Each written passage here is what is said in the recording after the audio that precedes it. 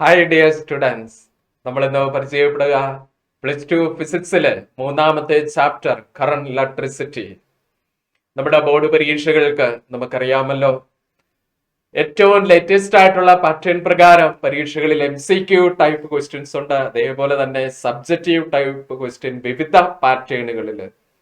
ഇന്നത്തെ ക്ലാസ് വഴി current electricity എന്ന് പറയുന്ന ചാപ്റ്ററിൽ നമ്മൾ പഠിച്ച കാര്യങ്ങൾ അടിസ്ഥാനമാക്കി ഈ MCQ പാറ്റേണിലെയും സബ്ജക്റ്റീവ് ടൈപ്പ് വിവിധ പാറ്റേണിലെയും ക്വസ്റ്റ്യൻസ് എപ്രകാരം ആ പഠിച്ച കൺസെപ്റ്റിന് അനുയോജ്യമായിട്ട് നമുക്ക് ആൻസർ ചെയ്യാം എന്നതിനെ പറ്റി ക്ലാസ് വഴി. ഇതിൽ ആദ്യം ഈ സെക്കൻഡ് ഇയർ ഫിസിക്സിലെ 1-ാമത്തെ chapter electric field and charges, 2-ാമത്തെ chapter electric potential and capacitance. ഈ രണ്ട് ചാപ്റ്ററുകൾ കോമൺ ആയിട്ട് ഇലക്ട്രോസ്റ്റാറ്റിക്സ് എന്നുള്ള പേരിലും, അതിനുശേഷമുള്ള നമ്മുടെ 3-ാമത്തെ ചാപ്റ്റർ കറന്റ് ഇലക്ട്രിസിറ്റി. ഈ രണ്ട് ടോപ്പിക്കുകൾ തമ്മിലുള്ള സിമിലാരിറ്റി, ഈ രണ്ട് ടോപ്പിക്കുകളിലും ഡീൽ ചെയ്യുന്നത് ചാർജുകളെ പറ്റിയാണ്. ചാർജിന്റെ രണ്ട് വ്യത്യസ്ത അവസ്ഥകൾ, സ്റ്റേറ്റുകളെ പറ്റി. അതിൽ കറന്റ് ഇലക്ട്രിസിറ്റിയിൽ സ്റ്റേറ്റ് ഓഫ് മോഷൻ ആണെങ്കിൽ ഇലക്ട്രോസ്റ്റാറ്റിക്സിലെ സ്റ്റേറ്റ് ഓഫ് റെസ്റ്റ് ആണ്, ചാർജസ് അറ്റ് റെസ്റ്റ്. അങ്ങനെയുള്ള ചാർജിനെ നമ്മൾ വിളിക്കുന്നു stationary charges. State of motion അങ്ങനെയുള്ള ചാർജുകളെ നമ്മൾ വിളിക്കുന്നു moving charge.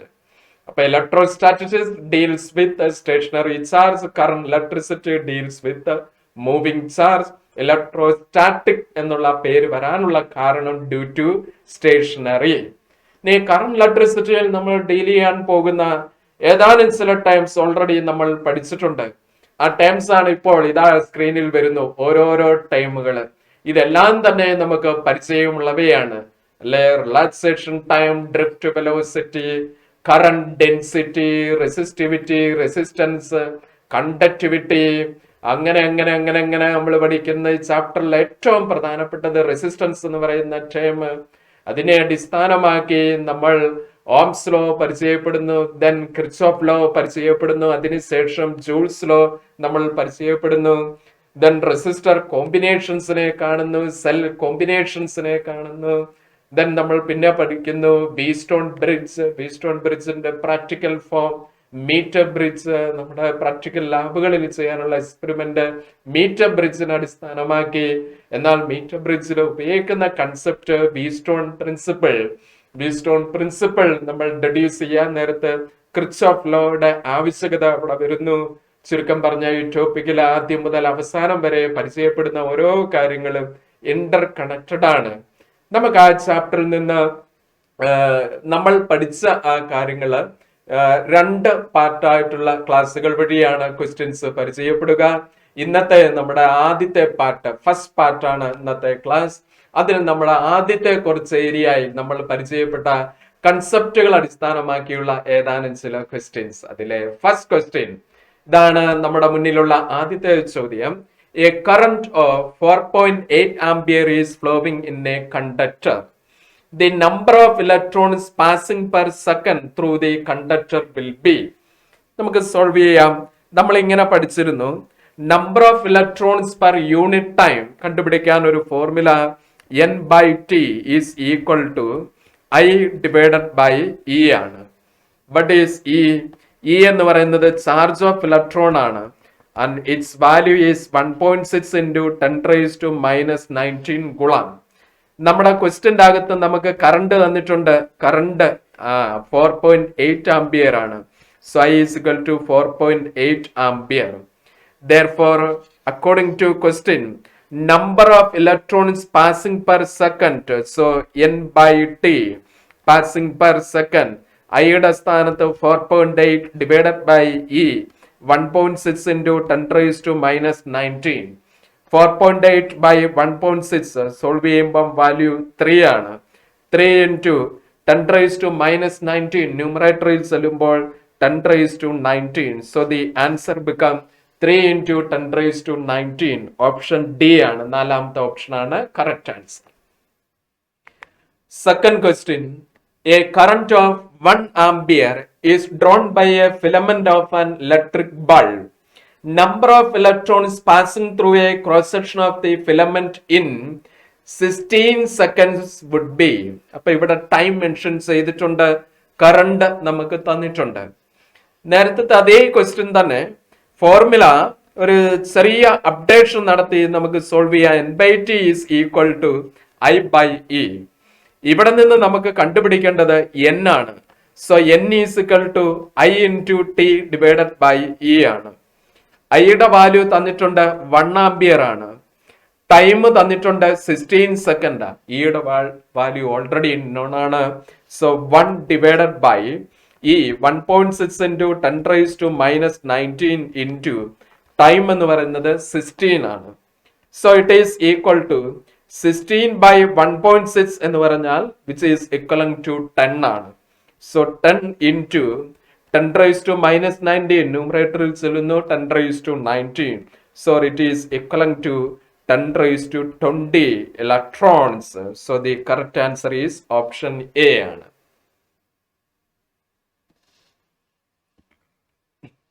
Now our next question, match the following ആണ്. കോളം 1 ഏതാനും ചില ടേംസ് നൽകിയിട്ടുണ്ട്. കോളം 2 ആ ടേംസിന് അനുയോജ്യമായിട്ടുള്ള റിലേഷൻസ് അല്ലെങ്കിൽ യൂണിറ്റുകളാണ് നൽകിയിരിക്കുന്നത്. ഒന്നാമത്തേത് ഓം.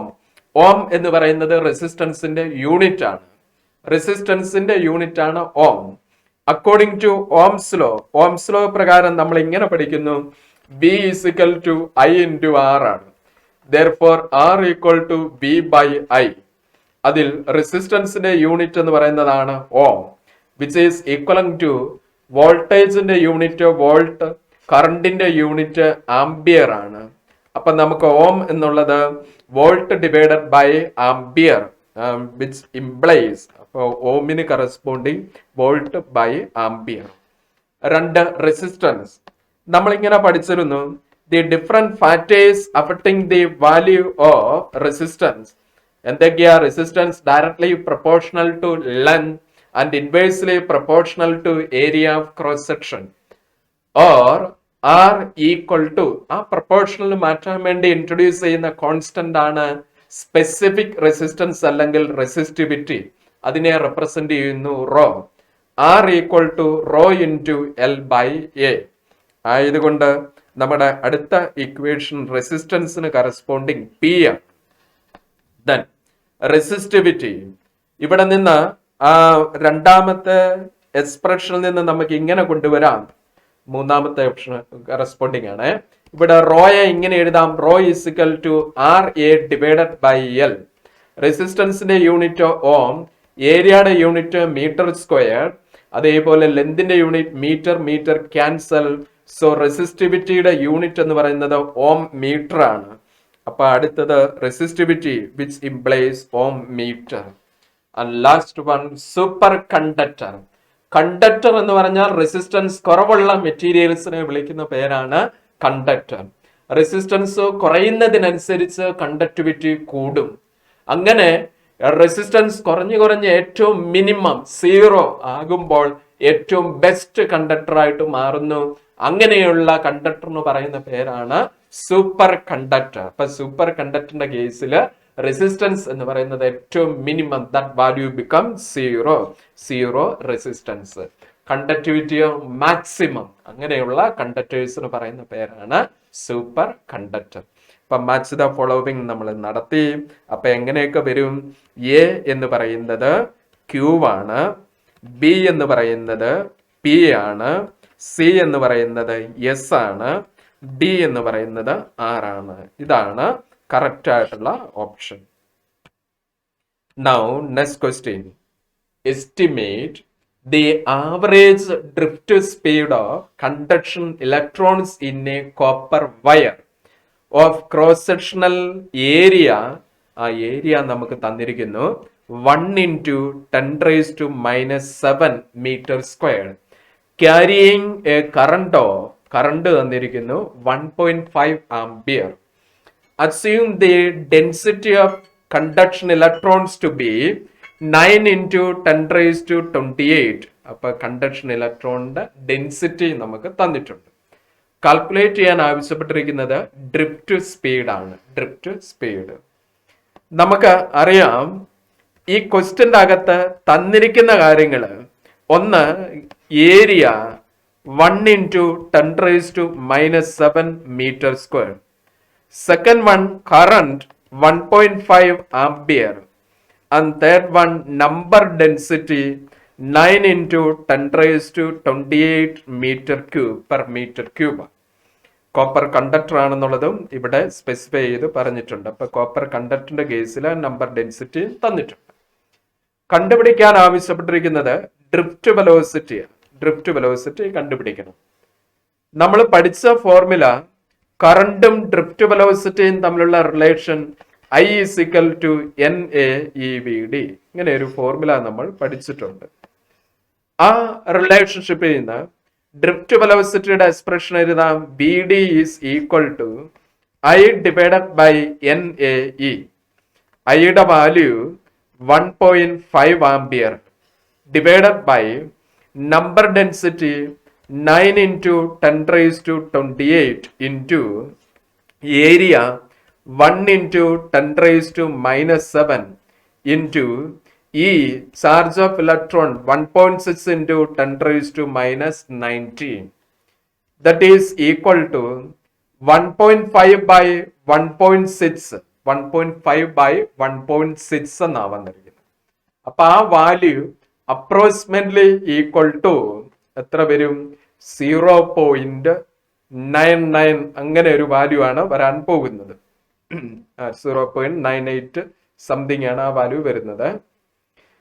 Divided by 0.98 divided by 9 into 10 raised to 28 ഈ 7ഉം 19ഉം 19 plus 7 എന്ന് പറഞ്ഞ 26 ആണ്. അത് -26 ആണ്. സോ 9 into 10 raised to 2 എന്നിവിടെ കിട്ടും. And that is equivalent to 0.98 divided by 9. അത് സോൾവ് ചെയ്യുമ്പോൾ നമുക്ക് കിട്ടുന്നത് 0.1042 എന്നാണ്. into 10 raised to -2 എന്ന് കിട്ടും. And that is equal to 1.042 into 10 raised to -3 meter per second. That is the drift velocity. അപ്പൊ ഡ്രിഫ്റ്റ് വെലോസിറ്റിയുടെ ആ വാല്യൂ നമുക്ക് കിട്ടുകയാണ്.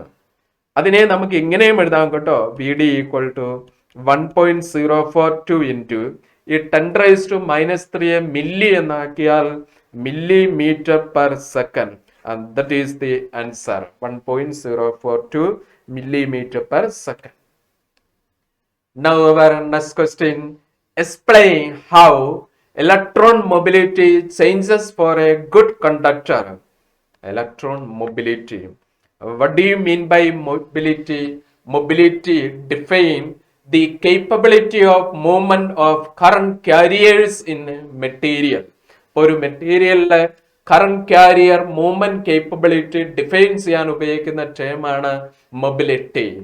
And in physics mobility is defined as the ratio of drift velocity to modulus of the drift velocity to applied electric field. Drift വെലോസിറ്റിയുടെ expression നമ്മൾ ഇങ്ങനെ പഠിക്കുന്നുണ്ട്. BD equal to EE divided by M into tau. Magnitude consider ചെയ്യുമ്പോൾ EE by M into tau. So it is equal to ഇങ്ങനെ എഴുതാം. EE divided by M into tau divided by E. അപ്പൊ ഇവിടെ ഇയും ഇയും cancel ആയി പോയി. And which implies that mobility mu is equal to E tau divided by M. മൊബിലിറ്റിയുടെ ഒരു expression ആണ്. And also electric field in terms of potential and having a conductor potential, applied potential V, ആ കണ്ടക്ടറിന്റെ length എല്ലാണെങ്കിൽ അവിടെ experience ചെയ്യപ്പെടുന്ന electric field E is equal to V by L. അത് ഇവിടെ substitute ചെയ്യുമ്പോൾ mu is equal to VD divided by V by L എന്ന് പറഞ്ഞാൽ into L. Another expression for mobility. Now according to our question, first part, the temperature of the conductor is decreased at a constant potential difference. അപ്പൊ temperature എന്ത് ചെയ്യുകയാണ്? കുറയ്ക്കുകയാണ്. ഈ tau എന്ന് പറയുന്നത് relaxation time which is inversely proportional to temperature ആണ്. Tau inversely proportional temperature ആണെങ്കിൽ mobility is also inversely proportional to temperature ആണ്. അപ്പൊ ടെമ്പറേച്ചർ കുറയുമ്പോൾ മൊബിലിറ്റി എന്ത് ചെയ്യുന്നു? കൂടുന്നു. മൊബിലിറ്റി കൂടുന്നു. അടുത്തത്, applied potential difference is double at constant temperature. അപ്പൊ mobility is inversely proportional to potential ആണ്. അപ്പോൾ എന്ത് സംഭവിക്കുന്നു? വോൾട്ടേജ് ഡബിൾ ചെയ്യുക എന്ന് പറഞ്ഞാൽ മൊബിലിറ്റിക്ക് എന്ത് സംഭവിക്കും? കുറയും. എത്രയായിട്ട് കുറയും? മൊബിലിറ്റി ഹാഫ് ആയിട്ട് കുറയുന്നു. So that is the answer. അപ്പോൾ ആദ്യത്തേതിലെ ടെമ്പറേച്ചർ കുറയുമ്പോൾ മൊബിലിറ്റി കൂടുന്നു. 2, പൊട്ടൻഷ്യൽ ഡബിൾ ചെയ്യുമ്പോൾ മൊബിലിറ്റി കുറയുന്നു. കൺസെപ്റ്റ് ഓർത്തിരിക്കുക. Now assertion reason question. നമ്മള് പുതിയതായിട്ട് കഴിഞ്ഞ വർഷങ്ങളിലൊക്കെ ചോദ്യങ്ങൾ കടന്നു വരുന്നു. അസേർഷൻ റീസണില് 2 സ്റ്റേറ്റ്മെന്റ് തരും. ആദ്യത്തെ സ്റ്റേറ്റ്മെന്റ് അസേർഷൻ, രണ്ടാമത്തേത് റീസൺ. അതിന് കറസ്പോണ്ടിങ് 4 രീതികളിലെ ഓപ്ഷൻസ് ആണ്. മോസ്റ്റ് അപ്രോപ്രിയേറ്റ് ആയിട്ടുള്ള ഓപ്ഷൻ ഐഡന്റിഫൈ ചെയ്യണം. ആദ്യം അസേർഷൻ ആയിട്ട് നൽകിയിരിക്കുന്ന സ്റ്റേറ്റ്മെന്റ് ഇതാണ്: the connecting wires are made of copper. നമുക്കറിയാം, നമ്മുടെ വീടുകളിലൊക്കെ ഇങ്ങനെ വയറിംഗ് ഒക്കെ നടത്തിയിട്ടുണ്ട്. പൈപ്പിനുള്ളിൽ അല്ലെ ചാനൽ അടിച്ച് അല്ലെ വാളിനുള്ളിലായിരിക്കാം. അപ്പൊ അവിടെയൊക്കെ ഉപയോഗിച്ചിരിക്കുന്ന വയർ, അതുണ്ടാക്കിയിരിക്കുന്ന material കോപ്പറാണ്.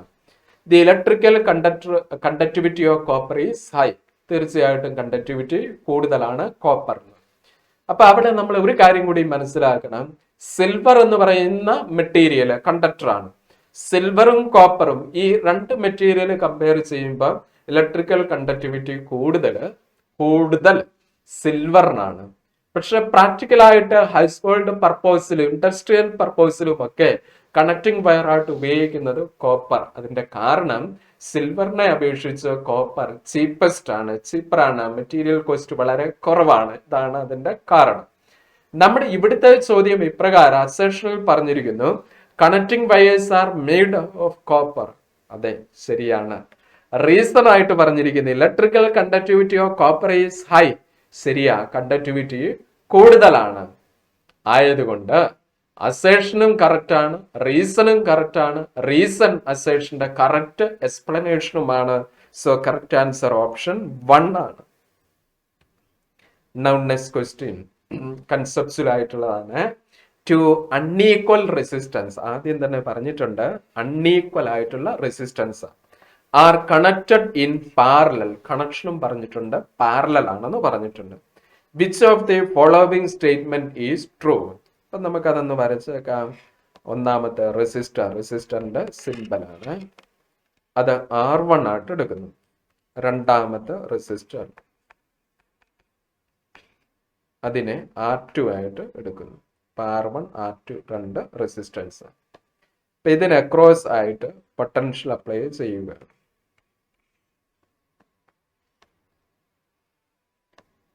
Okay, V potential apply ചെയ്തു. അൺഈക്വൽ, അപ്പൊ R1 not equal to R2. അപ്പൊ സപ്പോസ് ഈ R1 ഗ്രേറ്റർ ദാൻ R2 ആണെന്ന് വിചാരിക്കുക. അങ്ങനെയാണെങ്കിലും അല്ലെങ്കിലും നമ്മൾ പറയുന്നു, ഇങ്ങനെ പഠിച്ചിട്ടുണ്ട് അല്ലെ, in parallel potential is same across all resistors. Condition ഉണ്ട് കേട്ടോ, ഇൻ പാരലൽ കണക്ഷനിലേ ഉള്ളൂ. അപ്പൊ എല്ലാ റെസിസ്റ്ററിന് അക്രോസ് ആയിട്ടുള്ള പൊട്ടൻഷ്യൽ സെയിം ആണ്. ഇനി ഈ കറണ്ടിന്റെ പ്രത്യേകത എന്താ? പോസിറ്റീവിൽ നിന്ന് നെഗറ്റീവിലേക്ക് കറണ്ട് ഇങ്ങനെ ഫ്ലോ ചെയ്ത് വരും. ഈ ജംഗ്ഷനിൽ വെച്ച് കറണ്ട് എന്ത് ചെയ്യും? സ്പ്ലിറ്റ് ചെയ്യും.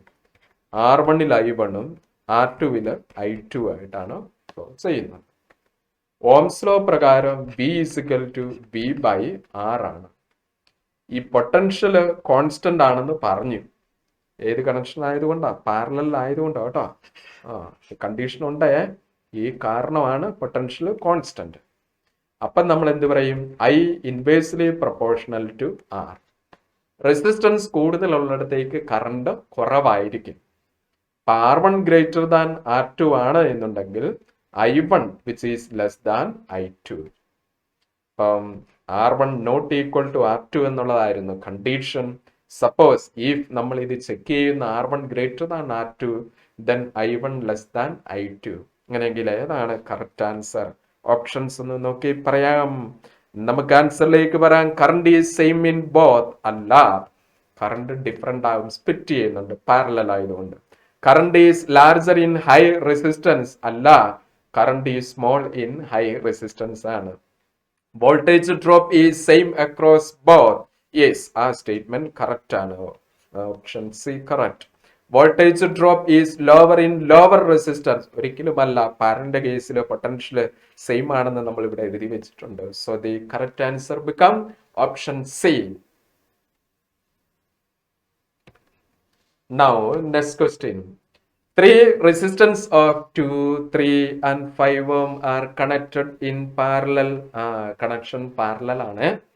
To a 10 volt battery of negligible internal resistance. The potential difference across the 3 ohm resistance will be. 3 ohm resistance ആണ് ചോദിച്ചിരിക്കുന്നത്. അപ്പൊ കണക്ഷൻ പാരലൽ ആണ്. ഒരു 2 ഉണ്ട്, അതിന് പാരലൽ ആയിട്ട് അടുത്ത റെസിസ്റ്റൻസ് ഉണ്ട്. അതിന്റെ വാല്യൂ എന്ന് പറയുന്നത് 3 ohm ആണ്. അതിന് പാരലൽ ആയിട്ട് അടുത്ത റെസിസ്റ്റൻസ് ഉണ്ട്, ആ വാല്യൂ എന്ന് പറയുന്നത് 5 ohm ആണ്. ഇവയ്ക്കെല്ലാം കറസ്പോണ്ടിങ് ആയിട്ട് ഒരു 10 വോൾട്ട് ബാറ്ററിയാണ് കണക്ട് ചെയ്തിരിക്കുന്നത്. 10 വോൾട്ട്. ഓക്കെ, എന്നിട്ടാണ് നമ്മോട് ചോദിച്ചിരിക്കുന്നത് the potential difference across the 3 ohm resistance will be. അപ്പൊ നമ്മൾ എന്ത് പറയും? In parallel potentially remain same across all the resistance. അപ്പൊ ആൻസർ എത്രയാ? എല്ലാ റെസിസ്റ്റൻസിനും അക്രോസ് എത്ര വോൾട്ട് തന്നെ ആയിരിക്കും? 10 വോൾട്ട് തന്നെ. ഓപ്ഷൻ ഡി ആണ് കറക്റ്റ് ആൻസർ. അടുത്ത question, a 24 volt potential is applied across a parallel combination of 4 6 ohm resistor. The current in each resistor is. അപ്പൊ അവിടെ ശ്രദ്ധിച്ചേക്കണേ, ഒരു 6 ohm, അതേപോലെ 4 6 ohm റെസിസ്റ്റർ ഉണ്ട്. 6.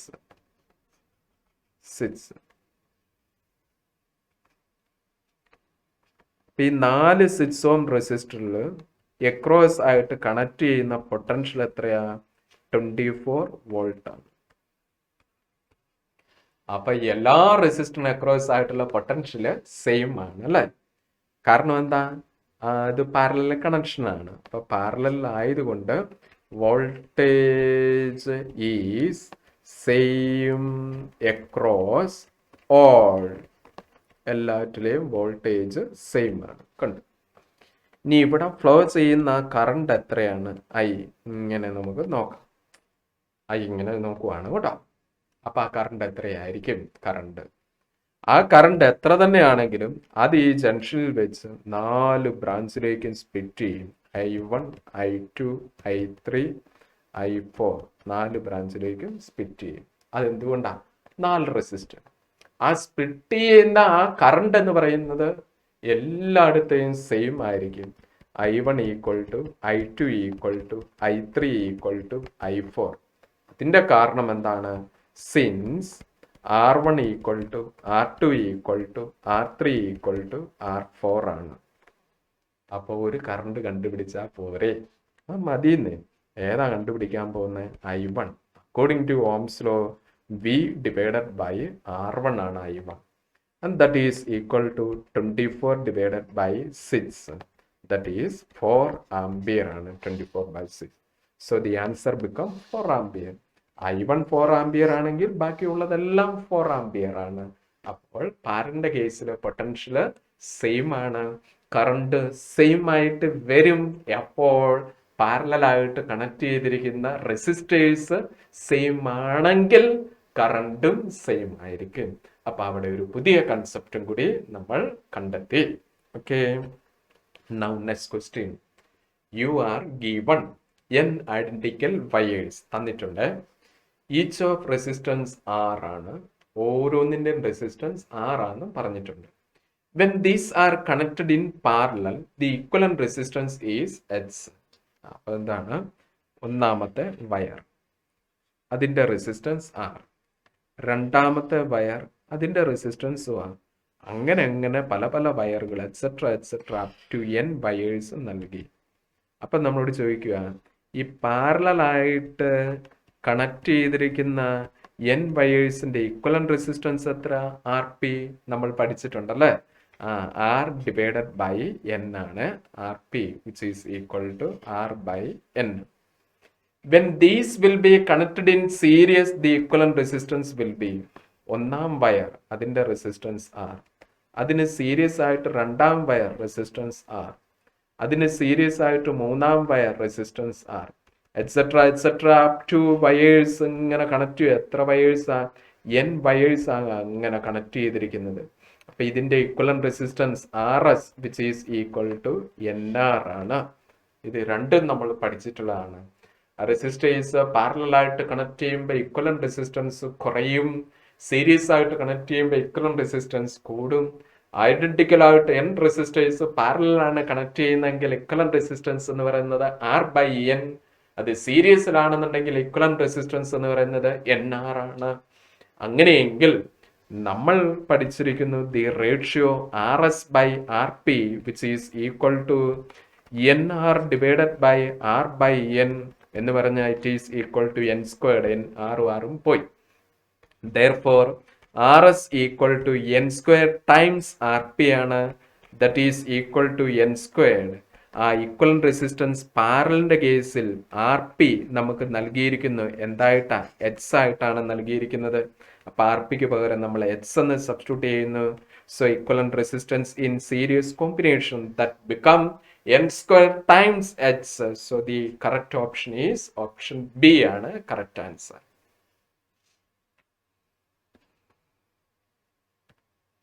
Now next question. A cylindrical conductor of length L and uniform area of cross section A has resistance R, and another conductor of length 2L, resistance R തന്നെയാണ്, റെസിസ്റ്റൻസിന് മാറ്റമില്ല, of the same material same ആണ് എന്ന് പറഞ്ഞാൽ resistivity മാറ്റമില്ല, resistivity constant ആണ്, has area of cross section. അപ്പോൾ resistance R എന്ന് പറയുമ്പോൾ റെസിസ്റ്റൻസിനും മാറ്റമില്ല എന്നല്ലേ, റെസിസ്റ്റൻസും കോൺസ്റ്റന്റ് ആണ്. നമ്മൾ ഇങ്ങനെ പഠിച്ചിരുന്നു, the expression for resistance R equal to rho into L by A എന്നാണ് പഠിച്ചത്. ഇപ്പൊ ഏരിയ എന്ന് പറയുന്നത് which is equal to rho into L divided by R ആണ് ഏരിയ എന്ന് പറയുന്നത്. അപ്പൊ ഇവിടെ റെസിസ്റ്റിവിറ്റി കോൺസ്റ്റന്റ് ആണെന്ന് ക്വസ്റ്റ്യൻ്റെ അകത്തുനിന്ന് മനസ്സിലാക്കി, റോയും കോൺസ്റ്റന്റ് ആണെന്ന് ക്വസ്റ്റ്യൻ്റെ അകത്തുനിന്ന് മനസ്സിലാക്കി, റെസിസ്റ്റൻസും റെസിസ്റ്റിവിറ്റിയും. അങ്ങനെയെങ്കിൽ A is directly proportional to L ആണ്. ലെന്ത് എത്രയായി? ലെന്ത് ബിക്കം ഡബിൾ ആവുകയാണ്.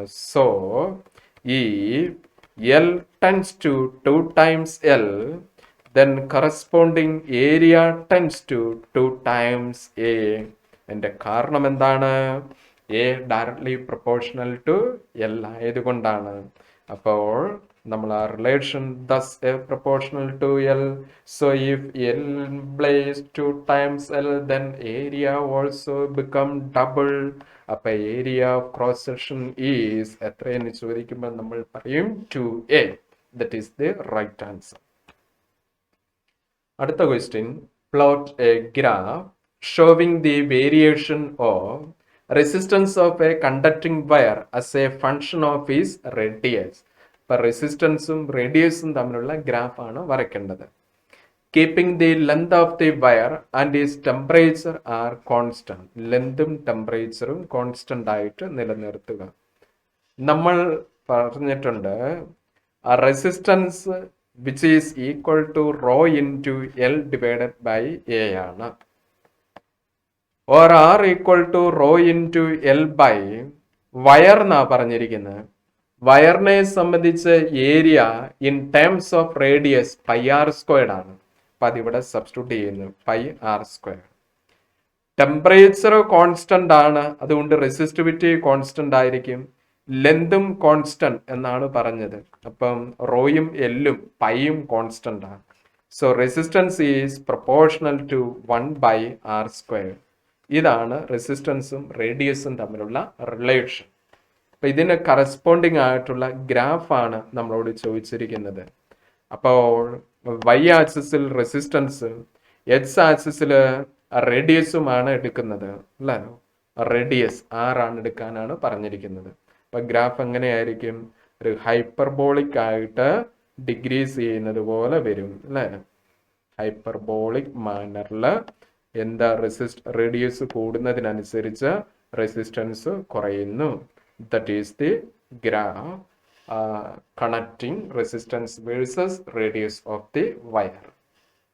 Okay. Now next question.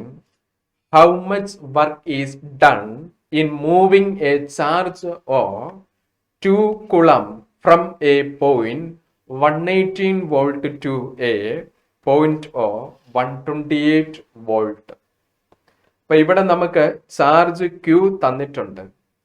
Potential ആദ്യം ഇനിഷ്യലി 118 ആയിരുന്നു. Final that potential become 128. അപ്പൊ ചേഞ്ചിങ് വോൾട്ടേജ് എന്ന് പറയുന്നത് delta V equal to 128 minus 118, that is equal to എത്ര വരും? 128 മൈനസ് 118 ആണ് നമുക്ക് കിട്ടിയിരിക്കുന്നത്. അപ്പൊ വാല്യൂ എത്രയാ വരുന്നത്? വിച്ച് ഈസ് ഈക്വൽ ടു 10 ആണ്, 10 വോൾട്ട്. നമ്മളുടെ ചോദ്യം ഹൗ മച്ച് വർക്കാ നമ്മൾ പഠിച്ചിട്ടുണ്ട് അല്ലെ? Work equal to Q V ആണ്. കാരണം പൊട്ടൻഷ്യൽ ഡിഫൈൻ ചെയ്യുന്നത് വർക്ക് ഡിവൈഡഡ് ബൈ ചാർജ് ആണ്. ആയതുകൊണ്ട് W equal to Q into delta V. Q എന്ന് പറയുന്നത് 2 കുളംബ് ആണ്, ഡെൽറ്റ വി എന്ന് പറയുന്നത് 10 volt. So the answer become 20. വർക്കാണ് കണ്ടുപിടിക്കാൻ പറഞ്ഞത്, സോ 20 ജൂൾ. അപ്പൊ വർക്ക് നമുക്ക് കിട്ടുന്നത് 20 ജൂൾ എന്നാണ്. അടുത്ത question. 2 bulbs have the following ratings. The ratio of their resistance is കണ്ടുപിടിക്കാനാണ് പറഞ്ഞിരിക്കുന്നത്. നമ്മളിങ്ങനെ റിലേഷൻ പഠിച്ചിട്ടുണ്ട് അല്ലെ? We know the expression of electric power P is equal to, in terms of potential and resistance, V squared by R ആണ് P. Therefore resistance R equal to V squared divided by P ആണ്. Thus the ratio of resistance R1 by R2 എന്ന് പറയുന്നത് V1 by V2 the all squared into P2 divided by P1. ഇവിടെ ക്വസ്റ്റ്യൻ്റെ അകത്ത് P1 40 what, V1 220, P2 20 what, അതുപോലെ V2 110 ആണ്. അതിവിടെ substitute ചെയ്യുന്നു. V1 220 by V2 110 the all squared into P2 20 watt, P1 40 watt. ഇവിടെ 0 0 cancel. 22 by 11 2 squared 4. 4 into 20 by 40 1 by 2 ആണ്. 4 into 1 by 2 that is equal to 2. So the ratio resistance that become 2:1. The ratio resistance is 2:1 ആണ് correct answer. അപ്പൊ ഇവിടെ ഈ പവറിന്റെ ഈ expression നമ്മൾ അറിഞ്ഞിരിക്കുക. P equal to V squared by R. കറണ്ടിന്റെ ടൈമിൽ എങ്ങനെയായിരുന്നു? P is equal to I squared into R ആണ് കറണ്ടിന്റെ ടൈമിൽ പവർ കണ്ടുപിടിക്കാനുള്ള expression. Now next question. 2 cells ഫിഗറിൽ തന്നിട്ടുണ്ട്. എത്ര വോൾട്ടാ? 3 വോൾട്ടാണ്. Each are connected in parallel. Connection എങ്ങനെയാന്ന് പറഞ്ഞിട്ടുണ്ട്? പാരലൽ ആണെന്നും പറഞ്ഞിട്ടുണ്ട്. An external resistance of 0.5 ohm is connected in series to the junction of 2 parallel resistors 4 ohm and 2 ohm. ശരിയാ, 4ഉം 2ഉം പാരലൽ ആണ്. അതിന് സീരീസ് ആയിട്ടാണ് 0.5 ohm. 4ഉം 2ഉം പാരലൽ, സീരീസ് 0.5. 2-3 വോൾട്ട് ബാറ്ററി, എല്ലാം കറക്റ്റ് ആയിട്ട് പറഞ്ഞു. Then common to terminal of battery through each resistor as shown in figure. What is the current flowing through 4 ohm resistor? 4 ohmന്റെ current ആണ് കണ്ടുപിടിക്കേണ്ടത്. അപ്പൊ ആദ്യം നമുക്ക് ഈ ക്വസ്റ്റ്യൻ്റെ അകത്തുനിന്ന് ഇഫക്റ്റീവ് റെസിസ്റ്റൻസ് കണ്ടുപിടിക്കണം. equivalent resistance R equivalent equal to 0.5 plus 4 into parallel അല്ലേ, അപ്പോൾ 4 into 2 divided by 4 plus 2. That is R equivalent equal to 0.5 plus 8 divided by 6. That is 0.5 by 8 by 6 എന്ന് പറയുന്നത് 4 by 3. 4 by 3 എന്ന് പറഞ്ഞാൽ 1.33 ആണ്. പ്ലസ് 0.5 വരുമ്പോൾ എത്ര വരും? 1.83 ഓം ആണ്. ഇതാണ് ആർ ഇക്വലന്റ് ആയിട്ട് നമുക്ക് കിട്ടുന്നത്. ഇക്വലന്റ് റെസിസ്റ്റൻസ് കണ്ടുകിട്ടി. ഇനി ഇഫക്റ്റീവ് വോൾട്ടേജ് വി ഇഫക്റ്റീവ് എന്ന് പറയുന്നത് എത്ര വോൾട്ട് തന്നെയാണ്? 3 വോൾട്ട് തന്നെയാണ്. കാരണം ഇവിടുത്തെ ഈ കണക്ഷൻ എന്ന് പറയുന്നത് പാരലലാണ്. അപ്പോൾ പാരലൽ കണക്ഷനിലെ വോൾട്ടേജ് എന്ന് പറയുന്നത് സെയിം ആണ്. Therefore total current I is equal to, current കണ്ടുപിടിക്കുകയാണ്, I is equal to പറയാമോ? ഓംസ് ലോ പ്രകാരം B by R. അപ്പോൾ B effective by R equivalent. V എത്രയാ? 3 ഡിവൈഡഡ് ബൈ 1.83 ആണ്. ഇത് സോൾവ് ചെയ്യുമ്പോൾ നമുക്ക് കിട്ടുന്ന വാല്യൂ എന്ന് പറയുന്നത് 1.64 ആംപിയർ ആണ്. 1.64 ആംപിയർ. അപ്പോൾ ടോട്ടൽ കറണ്ട് നമുക്ക് കിട്ടി. അപ്പോൾ ഈ സർക്യൂട്ടിൽ ഫ്ലോ ചെയ്ത് വരുന്ന കറണ്ടാണ്. ആ കറണ്ട് എത്രയാ? 1.64 ആംപിയർ. അതാണ് ഈ ജംഗ്ഷനിലേക്ക് എത്തുന്നത്. I is equal to 1.64 ampere. ഇവിടെ വെച്ച് എന്ത് ചെയ്യും? കറണ്ട് സ്പ്ലിറ്റ് ചെയ്യും. ഈ ഇവിടെ 4 ഓമിൽ കൂടെ പോകുന്ന കറണ്ടിനെ I4 എന്നും 2 ഓമിൽ കൂടെ പോകുന്ന കറണ്ടിനെ I2 ഓം എന്നും വിളിക്കുന്നു. അപ്പം നമ്മളോട് ക്വസ്റ്റ്യൻ്റെ അകത്ത് കണ്ടുപിടിക്കാൻ ആവശ്യപ്പെട്ടിരിക്കുന്നത് ഏത് കറണ്ടാണ്? 4 ഓമിലെ കറണ്ടാണ്. So I4 ohm is equal to entry ചെയ്യുന്ന കറണ്ട് I ഇൻറ്റു ഓപ്പോസിറ്റ് ബ്രാഞ്ചിലെ റെസിസ്റ്റൻസ് എന്ന് പറയുന്നത് 2 divided by 4 plus 2 total resistance equal to I എത്രയാ? 1.64 into resistance 2 divided by total resistance എന്ന് പറയുന്നത് 6 ആണ്. That is equal to 1.64 divided by 2 by 6 എന്ന് പറയുന്നത് 1/3. 1.64 ഡിവൈഡഡ് ബൈ 3 അത് സോൾവ് ചെയ്യുമ്പോൾ നമുക്ക് കിട്ടുന്ന value 0.55 ampere. So the current through 4 ohm resistor എന്ന് പറയുന്നത് which is equal to 0.55 ampere ആണ്. അങ്ങനെയെങ്കിൽ നമ്മോട് ചോദിക്കുക കറണ്ട് ത്രൂ 2 ഓം റെസിസ്റ്റൻസ്, അങ്ങനെ ഒരു ചോദ്യമായിരുന്നെങ്കിലോ? അപ്പം നമ്മൾ പറയും I മൈനസ് I4 ഓം ആണ്. ടോട്ടൽ കറണ്ട് നമുക്ക് അറിയാം അല്ലേ? എത്രയാ? 1.64 മൈനസ് 0.55. അതായിരിക്കും 2 ഓം റെസിസ്റ്ററിലെ കറണ്ട്. നമ്മുടെ ചോദ്യം പ്രകാരം 4 ഓം റെസിസ്റ്ററിലെ കറണ്ട് കണ്ടുപിടിച്ചാൽ മതിയായിരുന്നു. അത് 0.55 ആംപിയർ ആണ്. Okay, yes. നൗ അടുത്തൊരു ക്വസ്റ്റ്യന്, നമ്മുടെ കൺസെപ്ച്വൽ ആയിട്ടുള്ള ക്വസ്റ്റ്യന്, ഫ്യൂസ് വയർ. നമുക്കറിയാം ഫ്യൂസ് വയർ നമ്മുടെ വീടുകളിലൊക്കെ നമ്മുടെ ഈ കറണ്ടിന്റെ ഈ മീറ്റർ ബോക്സ് കൊണ്ട് വെച്ചിട്ടുണ്ടാവും അല്ലെ? അപ്പൊ ചില പ്രത്യേകിച്ച് ലൈറ്റനിങ് ഒക്കെ ഉള്ള സമയങ്ങളിൽ ചിലപ്പോൾ ഈ ഫ്യൂസ് പോയതായിരിക്കും, അതുകൊണ്ടാണ് കറണ്ട് പോയതെന്നൊക്കെ നമ്മളിങ്ങനെ ഉപയോഗിക്കും വാക്ക് ഫ്യൂസ്. ഫ്യൂസ് എന്താണ് ഫ്യൂസ്? അപ്പൊ ഇങ്ങനെ എക്സ്ട്രാ ആയിട്ട് കയറി വരുന്ന കറണ്ട് വിചാരിതമായിട്ട് സംഭവിക്കുന്ന അങ്ങനത്തെ ഷോർട്ട് സർക്യൂട്ടിംഗ് ഒക്കെ മൂലമൊക്കെ ആവാം. അപ്പൊ ഇലക്ട്രോണിക് ഡിവൈസസിനെ പ്രൊട്ടക്ട് ചെയ്യുവാൻ വേണ്ടിയാണ് ഫ്യൂസുകൾ ഉപയോഗിക്കുക. അപ്പൊ ആ ഫ്യൂസ് കെട്ടാൻ ഉപയോഗിക്കുന്ന വയറിന്റെ പ്രത്യേകതകൾ. Fuse wire has A melting point. Melting point high ആണോ ലോ ആണോ? മെൽറ്റിംഗ് പോയിന്റ് വളരെ കുറവായിരിക്കും. അതുകൊണ്ടാണ് പെട്ടെന്ന് കറണ്ട് സാധാരണഗതിയിൽ ഒരു വ്യത്യസ്തത കാണിക്കുമ്പോഴേ ഇതെന്ത് ചെയ്യും? മെൽറ്റ് ചെയ്തങ്ങ് പോകും. Low melting point. ഇനി ഇത് ഉണ്ടാക്കിയിരിക്കുന്ന അലോയി ടിന്നും ലെഡുമാണ്. Tin and lead. 64% ടിന്നാണ് and 36% lead. If the current in circuit rises to high then fuse wire അതെന്ത് ചെയ്തു പോകും? മെൽറ്റ് ചെയ്തു പോകും കേട്ടോ. Melts. And that is the നമ്മൾക്ക് ഫില്ല് ചെയ്യേണ്ട കാര്യങ്ങളൊക്കെ അവിടെ അങ്ങ് ഫില്ല് ചെയ്ത് ആ കൺസെപ്റ്റ് ഓർത്തിരിക്കുക. Now our next question. A battery of എത്ര സെൽ ഉണ്ടെന്നാ പറഞ്ഞത്? 24 സെൽസ് എന്നാ പറഞ്ഞത്. ഈച്ച് ഓഫ് EMF എത്ര വോൾട്ടാ? ഓരോന്നിനും 1.5 വോൾട്ട് ഉണ്ടെന്നും പറഞ്ഞിരിക്കുന്നു. ആൻഡ് ഇന്റേണൽ റെസിസ്റ്റൻസ് ഓഫ് എത്ര ഓം? 2 ഓം എന്നാണ് പറഞ്ഞിരിക്കുന്നത്.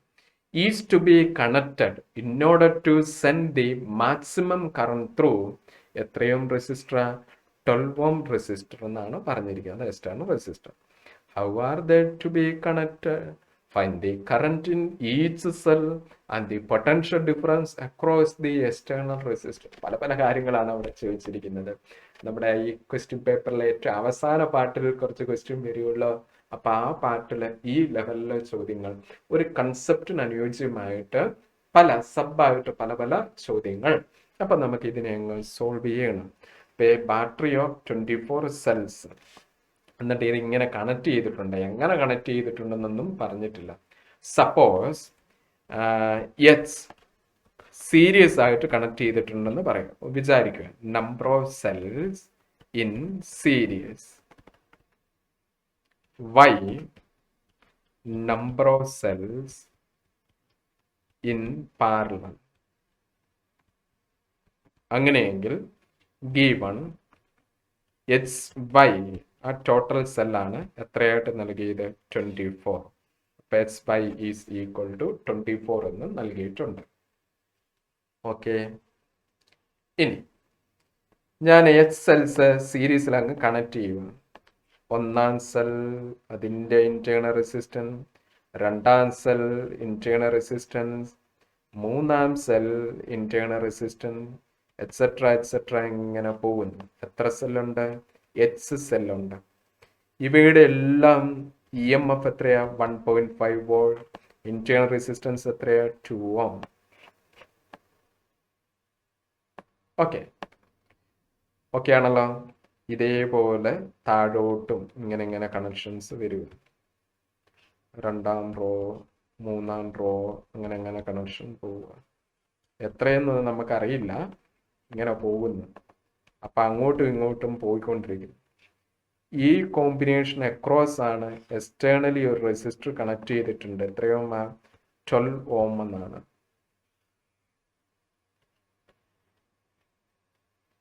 സീരീസിൽ എച്ചും താഴോട്ട് പാരലലായിട്ട് വൈയുമാണ് കണക്ട് ചെയ്തിരിക്കുന്നത്. അപ്പൊ ഇവിടെ നിന്ന് നമ്മൾ മനസ്സിലാക്കാൻ പോകുന്ന ചില വസ്തുതകൾ. അതിൽ ഒന്നാമത്തെ കാര്യം ഇതാണ്. ഒരു റോയില് ഇഫക്റ്റീവ് EMF എത്ര? ഇന്നേ റോ, ഒരു റോയിലാണ് ഇഫക്റ്റീവ് EMF. അപ്പൊ അത് നമ്മൾ എഴുതും effective EMF which is equal to ഒന്നാം സെല്ലിന്റെ EMF 1.5, രണ്ടാം സെല്ലിന്റെ ഇത് 1. രണ്ടുകൂടെ കൂടുമ്പോൾ 2 × 1.5. അപ്പൊ അങ്ങനെ എച്ച് സെല്ലുകൾ ഉണ്ടെങ്കിൽ 1.5 എച്ച് ആണ്. ഇന്നേ റോ ഇഫക്റ്റീവ് ഇന്റേണൽ റെസിസ്റ്റൻസ് എത്ര? ഇന്റേണൽ റെസിസ്റ്റൻസ് അത് നമ്മൾ ഇതുപോലെ തന്നെ പറയും. എത്രയാ? ഒന്നാം റെസിസ്റ്റൻസ് 2 ആണ്, രണ്ടാം റെസിസ്റ്റൻസ് 2, അങ്ങനെ എസ് റെസിസ്റ്റൻസ് ഉള്ളത് കൊണ്ട് 2H ആണ്. ഇന്ന് റോ ആണ്. അപ്പൊ ഇവിടുത്തെ റെസിസ്റ്റൻസ് 2H ആണ്, ഇവിടുത്തെ റെസിസ്റ്റൻസ് 2H ആണ്, ഇവിടുത്തെ റെസിസ്റ്റൻസ് 2H. അങ്ങനെ എത്ര താഴോട്ട് പോയാലും ആ ഇന്റേണൽ റെസിസ്റ്റൻസ് എത്രയായിട്ടാ പോവുക? ഓരോ റോയിലും 2H ആണ്. അങ്ങനെ എത്ര റോസ് ആണുള്ളത്? Y റോസ് ഉണ്ട്. Therefore, effective internal resistance in row and column എന്ന് നമ്മളോട് പറയുകയാണെങ്കിൽ നമ്മൾ എന്ത് പറയും? R equivalent, R effective is equal to 2H divided by Y ആണ് കേട്ടോ. R effective 2H divided by Y. ഇനി ക്വസ്റ്റ്യൻ്റെ അകത്ത് വളരെ പ്രധാനപ്പെട്ട ഒരു കാര്യം പറഞ്ഞിരിക്കുന്നു. മാക്സിമം കറണ്ട് ആണ് പോകുന്നത്. ഒരു സർക്യൂട്ടില് അങ്ങനെ മാക്സിമം കറണ്ട് പോകണമെങ്കിൽ കണ്ടീഷൻ ഉണ്ട്. When I tends to I max, R effective is equal to R ആയിരിക്കണം. എക്സ്റ്റേണൽ റെസിസ്റ്റൻസിനോട് ഈക്വൽ ആയിരിക്കണം. That is 2h divided by y is equal to capital R എന്ന് പറയുന്നത് 12 ohm ആണ്, വിച്ച് ഈസ് ഈക്വൽ ടു 12 ആണ്. Therefore h by y is equal to എത്രയാന്ന് പറയാൻ പറ്റും? 6 എന്ന് പറയാൻ പറ്റും. So h equal to 6y ആണ്. എക്സിന്റെ വാല്യൂ നമുക്ക് കിട്ടി 6y. ആ എക്സിന്റെ വാല്യൂ ഇവിടെ ആദ്യത്തെ ഇക്വേഷനിലേക്ക് നമ്മൾ കൊണ്ടുപോയി സബ്സ്റ്റിറ്റ്യൂട്ട് ചെയ്യുന്നു. ഇവിടെ കൊണ്ടുപോയി സബ്സ്റ്റിറ്റ്യൂട്ട് ചെയ്യും. അപ്പൊ എങ്ങനെ എഴുതും? 6y into Y squared equal to 24. 6y into Y, ഇപ്പൊ വൈ സ്ക്വയർഡ് ആയി, which implies y squared equal to 24 by 6, that is equal to 4, implies y equal to 2. അപ്പോൾ വൈയുടെ വാല്യൂ 2 കിട്ടിയേ. therefore h equal to 6 into 2, that is equal to 12. yes, correct. Total resistance എത്രയാണ്? 24 ആണ്. അപ്പോൾ റോയിലുള്ള സെല്ലുകൾ 12ഉം അത് താഴേക്കുള്ള അറേഞ്ച്മെന്റ് അങ്ങനെ 2 റോസ് ആണ് ഉള്ളത് എന്നുള്ളതാണ് നമ്മളിപ്പോൾ മനസ്സിലാക്കിയത്. ഇനി നമ്മൾ ഇവിടുന്ന് കറണ്ട് ഫ്ലോ ചെയ്യുവാണ്. ഫ്ലോ ചെയ്യുന്ന കറണ്ട് കണ്ടുപിടിക്കണം. അപ്പൊ കറണ്ട് കണ്ടുപിടിക്കാനുള്ള formula I is equal to H Y E M F divided by H into small R plus Y into capital R ആണ്. നമ്മൾ മിക്സഡ് ഗ്രൂപ്പിങ്ങിന്റെ കേസിൽ ആ ഫോർമുല പഠിച്ചിട്ടുണ്ട് കേട്ടോ. അത് ജസ്റ്റ് അവിടെ അപ്ലൈ ചെയ്യുന്നത്. ടോട്ടൽ കറണ്ട് ആണ് ഈ കണ്ടുപിടിക്കുന്നത്. അപ്പൊ എച്ച് എന്നും വൈ എന്നും പറയുന്നതാണല്ലോ 24. ഇ എത്രയാണ്? 1.5 divided by 12 into small R എന്ന് പറയുന്നത് 2 ആ. അപ്പൊ 12 ഇൻറ്റു 2 എന്ന് പറയുന്നത് 24 പ്ലസ് വൈ എന്ന് പറയുന്നത് 2 ഇൻറ്റു 12 എന്ന് പറയുന്നതും 24 ആണ്. That is equal to 24 into 1.5 divided by 24 into 2 എന്ന് കിട്ടും. 24 ക്യാൻസൽ. 1.5 ഡിവൈഡഡ് ബൈ 2 എന്ന് പറയുന്നത് 0.75 ആണ്. സോ കറണ്ട് ഐ എന്ന് പറയുന്നത് നമുക്ക് കിട്ടി 0.75. അതായത് ഇതിൽ ഫ്ലോ ചെയ്ത് വരുന്ന കറണ്ട് എന്ന് പറയുന്നത് 0.75 ആംപിയർ ആണ്. അങ്ങനെയെങ്കിൽ what is the potential difference across the external resistance എന്നൊരു ചോദ്യമുണ്ട്. അപ്പൊ ഇവിടുത്തെ കറണ്ടും റെസിസ്റ്റൻസും അറിയാം. ഓംസ് ലോ പ്രകാരം V equal to I into R കണ്ടുപിടിച്ചേക്കാം. V equal to I into R equal to I എത്രയാ? 0.75 ഇൻറ്റു റെസിസ്റ്റൻസ് എത്രയാണ്? വിച്ച് ഈസ് ഈക്വൽ ടു 12 ആണ്. റെസിസ്റ്റൻസ് 12 ആണ്. ഓക്കെ, 0.75 എന്ന് പറയുന്നത് 3/4 ഇൻറ്റു 12. 12/4 എന്ന് പറയുമ്പോൾ 3 ഇൻറ്റു 3 9, സോ 9 വോൾട്ട്. അപ്പൊ potential difference across external resistance എന്ന് പറയുന്നത് 9 വോൾട്ട് ആണ്. ഇനി ഒരു ചോദ്യം കൂടിയുണ്ട്. Find the current in each cell. ഓരോ സെല്ലിലെ കറണ്ട് എത്ര? അത് എളുപ്പമല്ലേ. ഇവിടെ വരുന്ന കറണ്ട് എന്ന് പറയുന്നത് 0.75 എന്ന് നമ്മൾ ഇവിടെ എഴുതി. അപ്പൊ ഇങ്ങോട്ട് വരുന്ന കറണ്ടായി 0.75. അപ്പൊ അതിൻ്റെ നേർ പകുതികളായിരിക്കില്ല ഓരോ റോയിലും പോകുന്നത്. 0.75ന്റെ നേർ പകുതി എന്ന് പറയുന്നത് എത്രയാ? 0.35 അല്ല, 375 ആണ്. അപ്പൊ ഇത് 0.375 ആയിരിക്കും. ഇവിടെയും 0.375. അപ്പൊ ഓരോ സെല്ലിലെയും കറണ്ടും കിട്ടി 0.375. So that was the answer.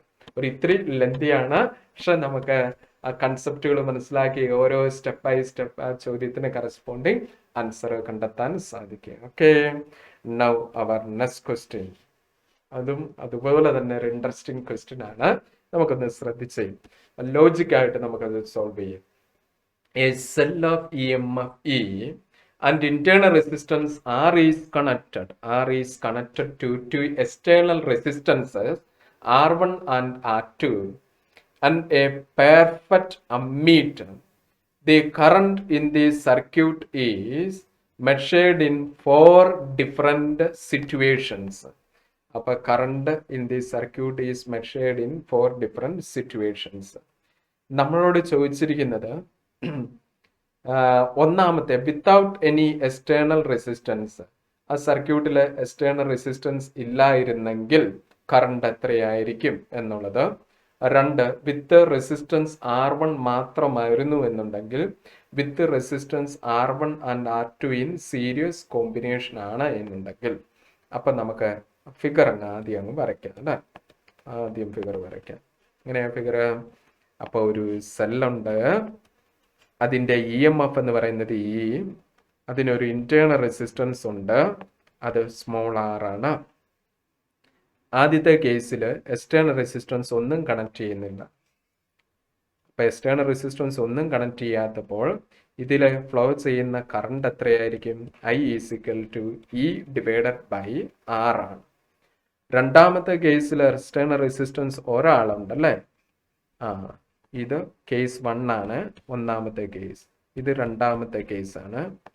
E ഉണ്ട്, R ഉണ്ട്, എക്സ്റ്റേണൽ റെസിസ്റ്റൻസ് ഒരാളെ കണക്ട് ചെയ്തു, R1. ഈ കേസിൽ ഈ ഫ്ലോ ചെയ്യുന്ന കറണ്ട് I = എങ്ങനെ എഴുതും? E/R + R1 ആണ്.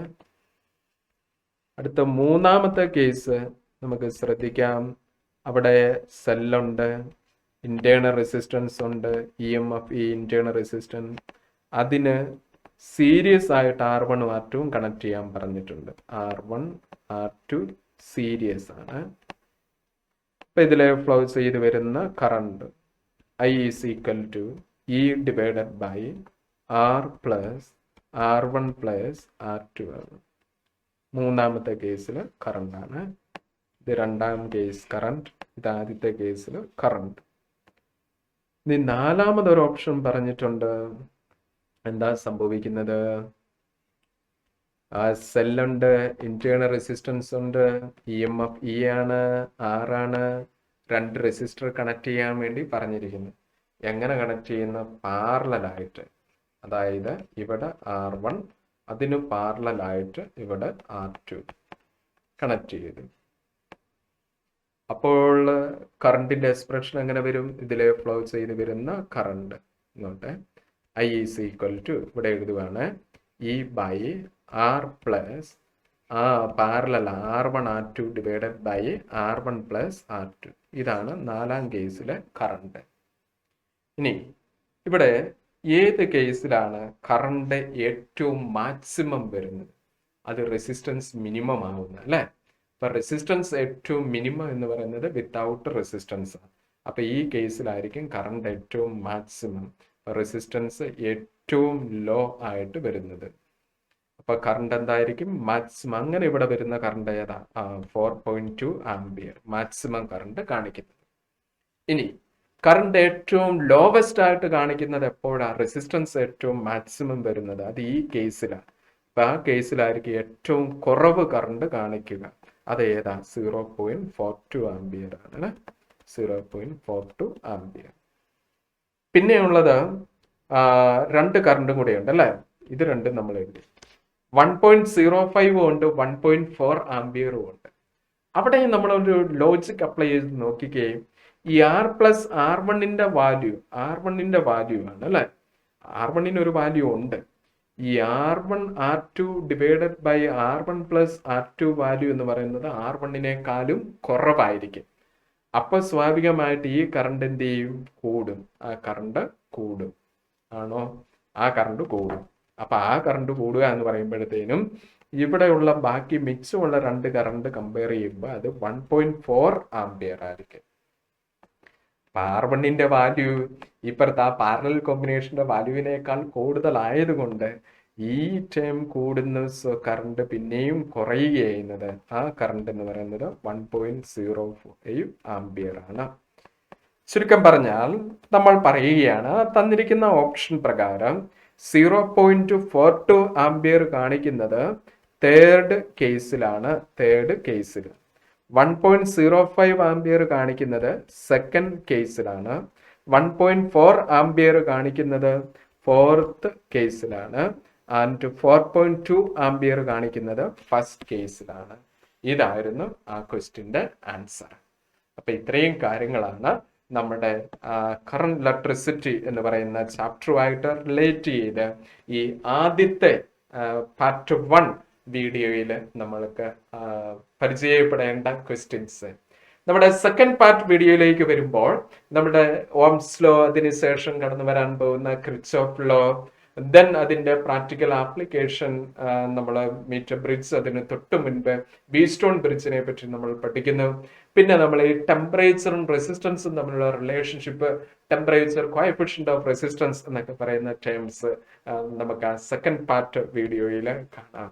സോ എല്ലാവരും ഏറ്റവും നല്ല രീതിയിൽ നമ്മുടെ ബോർഡ് എക്സാമിനേഷന് പ്രിപ്പയർ ചെയ്യുവാൻ വേണ്ടി മാക്സിമം പരിശ്രമിക്കുക. കടന്നു വരുന്ന എല്ലാവിധ പരീക്ഷകൾക്കും എല്ലാവിധ ആശംസകളും.